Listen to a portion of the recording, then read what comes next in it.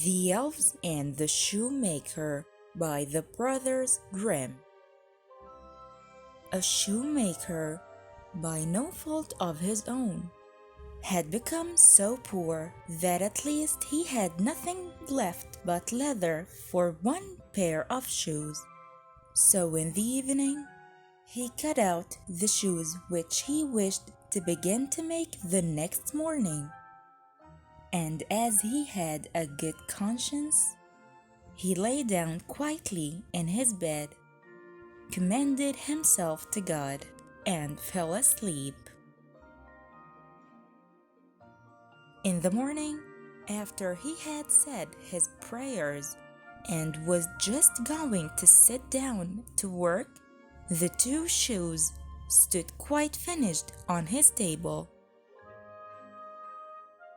He was astounded and did not know what to say to it.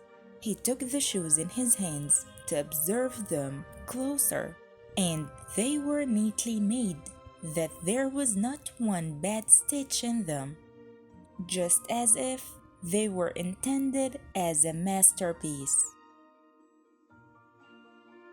Soon after, a buyer came in, and as the shoes pleased him so well, he paid more for them than was customary, and with the money the shoemaker was able to purchase leather for 2 pairs of shoes. He cut them out at night, and next morning was about to set to work with fresh courage. But he didn't need to do so, for when he got up, they were already made. And as buyers came in to buy his shoes, he ended up having enough money to buy leather for 4 pairs of shoes.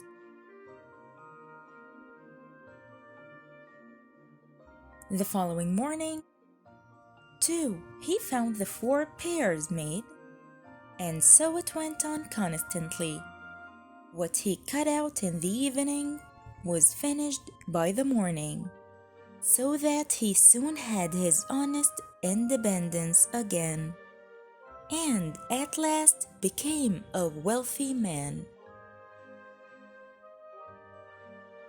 Now, it befell that one evening, not long before Christmas, when the man had been cutting out, he said to his wife before going to bed, "What do you think about us staying up tonight to see who it is that lends us this helping hand?"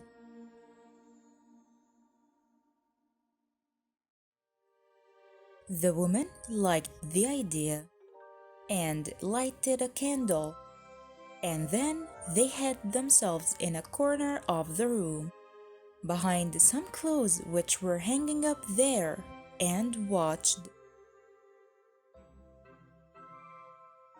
When it was midnight, 2 pretty little men, who were wearing clothes that cannot keep them warm in that cold weather, came, sat down by the shoemaker's table, took all the work which was cut out before them, and began to stitch and sew and hammer so skillfully and so quickly with their little fingers that the shoemaker could not turn away his eyes for astonishment. They did not stop until all was done, and stood finished on the table, and they ran quickly away. Next morning the woman said, "The little men have made us rich, and we really must show them that we are grateful for it. They run about so, and have really light clothes on to keep them warm, and must be cold. I'll tell you what I'll do. I will make them little sweaters and coats and vests, and knit both of them a pair of stockings. And you too, make them 2 little pairs of shoes." The man said, "I shall be very glad to do it."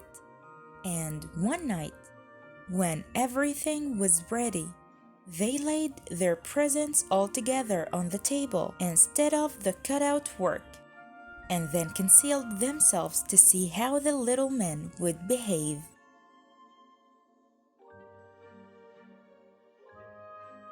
At midnight, they came bounding in and wanted to get to work at once, but as they didn't find any leather cut out, but only pretty little articles of clothing, they were at first astonished, and then they showed intense delight. They dressed themselves with the greatest rapidity, putting the pretty clothes on and singing,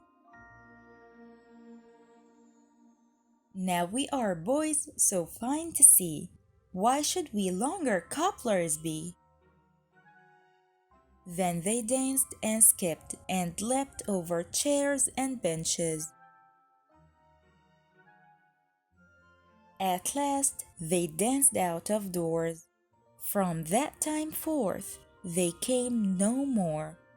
But as long as the shoemaker lived, all went well with him, and all his undertakings prospered.